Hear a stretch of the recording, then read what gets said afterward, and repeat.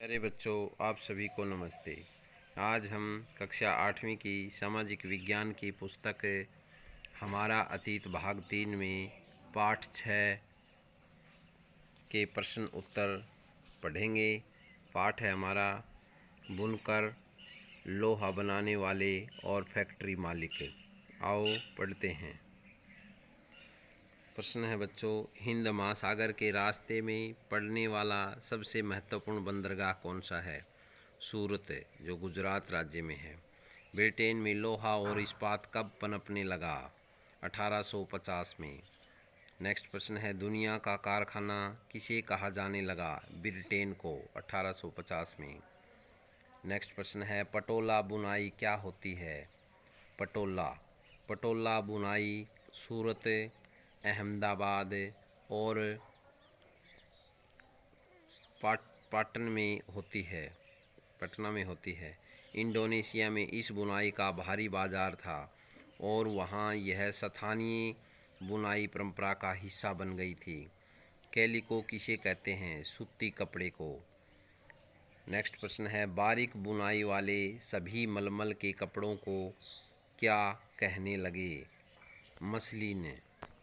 Next प्रश्न है बच्चों, पीस गुड्स आमतौर पर किसे कहते हैं? कितना लंबा और चौड़ा होता है? यह 20 गज लंबा और 1 गज चौड़ा थान का पीस गुड्स कहते हैं। मसालों की तलाश में जब पहली बार पुर्तगाली भारत आए तो उन्होंने कहाँ डेरा डाला? कालीकट, जो बाद में एक बंदरगाह भी बनी।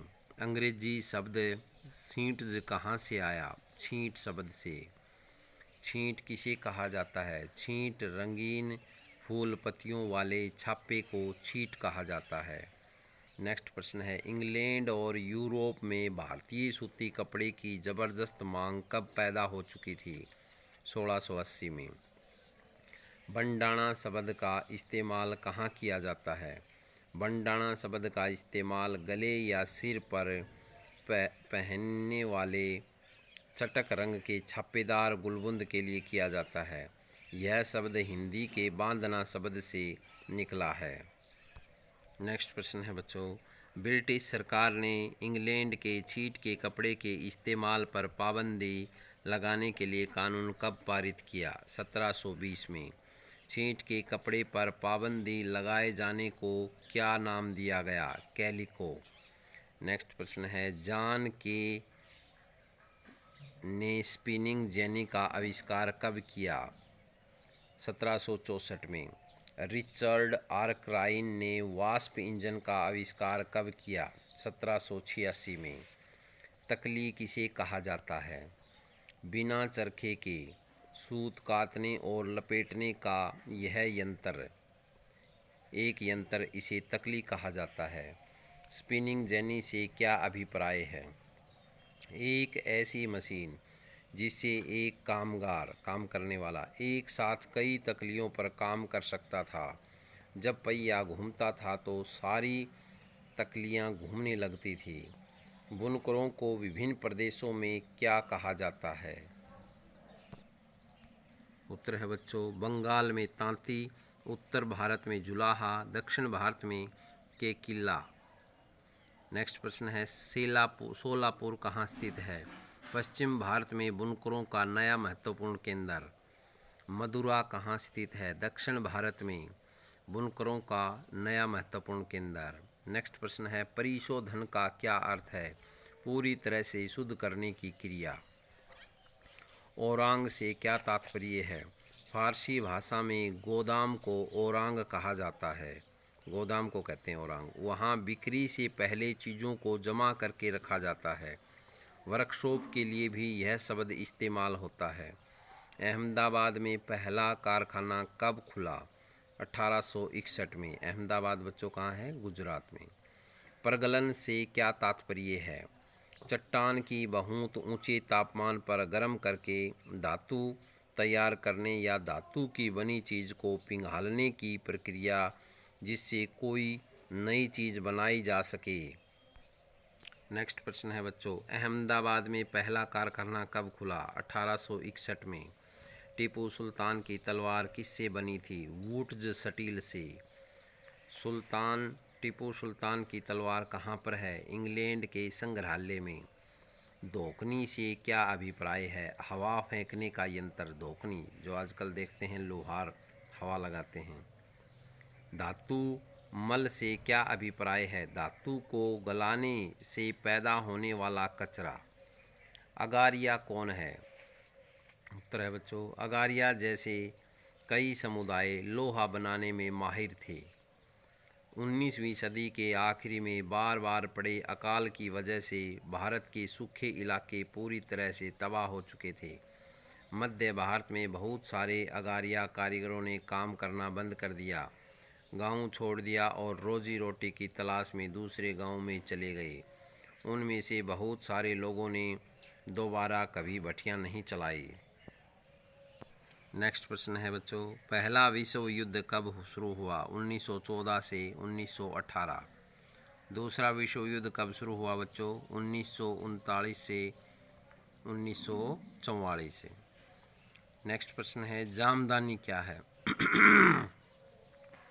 जामदानी एक तरह का बारीक मलमल होता है जिस पर करघे में सजावटी चिन्ह बुने जाते हैं। इसका रंग प्राय स्लेटी या सफ़ेद होता है।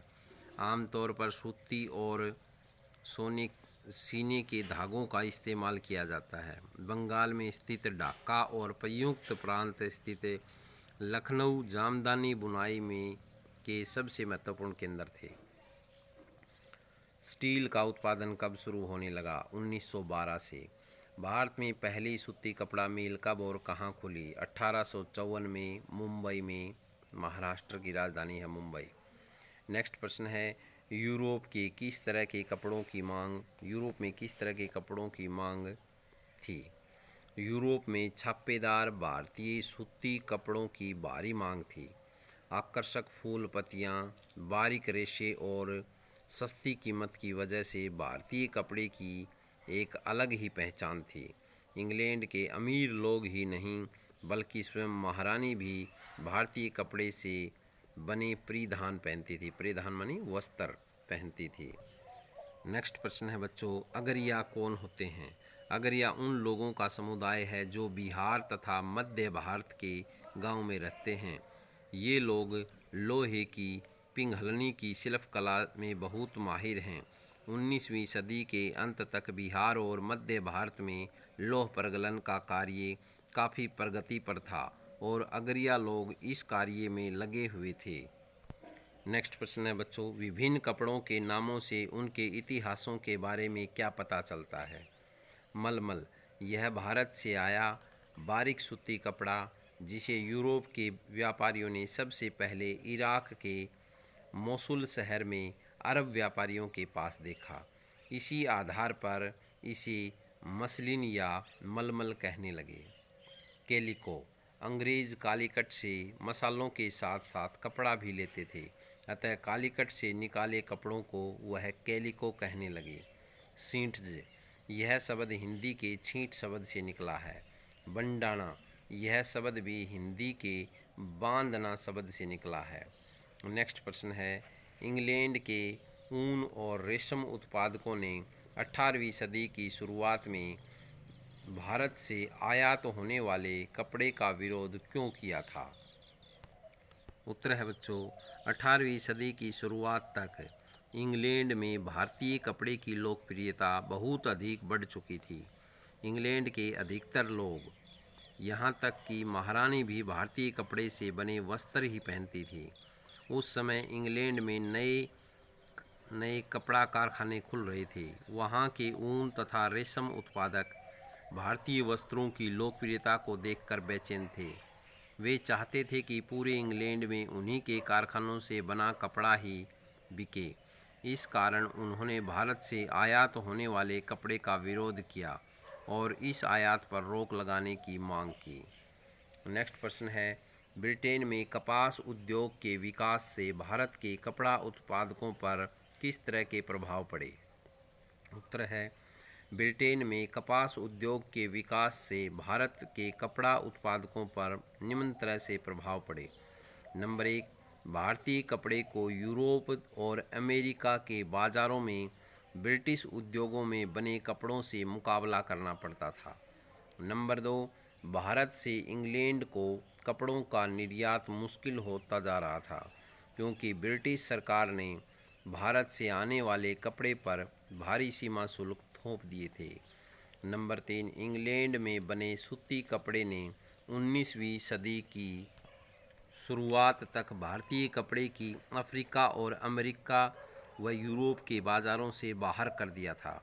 इसकी वजह से हमारे यहाँ के हज़ारों बुनकर बेकार हो गए, बेरोज़गार हो गए। नंबर 4, ब्रिटिश और यूरोपीय कंपनियों ने भारतीय माल खरीदना बंद कर दिया। उन्होंने बुनकरों की पेशगी देना बंद कर दिया था। नेक्स्ट प्रश्न है बच्चों, 19वीं सदी में भारतीय लौह प्रगलन उद्योग का पतन क्यों हुआ? 19वीं सदी में भारतीय लौह प्रगलन उद्योग का पतन निम्न कारणों से हुआ। नंबर 1, नए कानून। जब भारत में अंग्रेजी शासकों ने आरक्षित वनों में लोगों के प्रवेश पर पाबंदी लगा दी तो उन्हें लकड़ी मिलनी बंद हो गई और इसके फलस्वरूप उनके लोहा पिघालने की भट्टियां ठंडी पड़ गई। करों में वृद्धि। कुछ क्षेत्रों में सरकार ने जंगलों में आने जाने की अनुमति दे दी थी, लेकिन प्रगलकों को अपनी प्रत्येक भट्टी के लिए वन विभाग को भारी कर चुकाने पड़ते थे। नंबर 3, उद्योगों की स्थापना। 20वीं सदी की शुरुआती वर्षों में भारत में भी नए लौह इस्पात उद्योगों की स्थापना की गई, जिसमें मशीनों की सहायता से लोहे का प्रगलन किया जाने लगा। प्रगलन यानी लोहे को गलाना। नेक्स्ट प्रश्न है, भारतीय वस्त्र उद्योग की अपनी शुरुआती सालों में किन किन समस्याओं का सामना करना पड़ा? भारतीय वस्त्र उद्योग को अपनी शुरुआती सालों में निम्नलिखित समस्याओं से जूझना पड़ा। नंबर 1, कपड़े के साथ प्रतियोगिता। अपने आरंभिक सालों में भारतीय वस्त्र उद्योग के सामने एक प्रमुख समस्या यह थी कि उसे इंग्लैंड से आए कम कीमत के कपड़े के साथ प्रतियोगिता करनी पड़ी। इससे भारतीय कंपनियों को बहुत घाटा हुआ। नंबर 2, ब्रिटिश नीतियाँ। इंग्लैंड की सरकार ने भारत से आने वाले कपड़े पर भारी सीमा शुल्क लगाकर अपने देश में उद्योगों को संरक्षण प्रदान किया। नेक्स्ट प्रश्न है, पहले महायुद्ध के दौरान अपना स्टील उत्पाद बढ़ाने में टिस्को को किस बात से मदद मिली? उत्तर है बच्चों, TISCO, Tata iron and steel company. TISCO कारखाने की स्थापना 1907 में जमशेदपुर में हुई और 1912 में इसमें स्टील का उत्पादन किया जाने लगा। इस कारखाने की स्थापना बहुत सही समय पर हुई।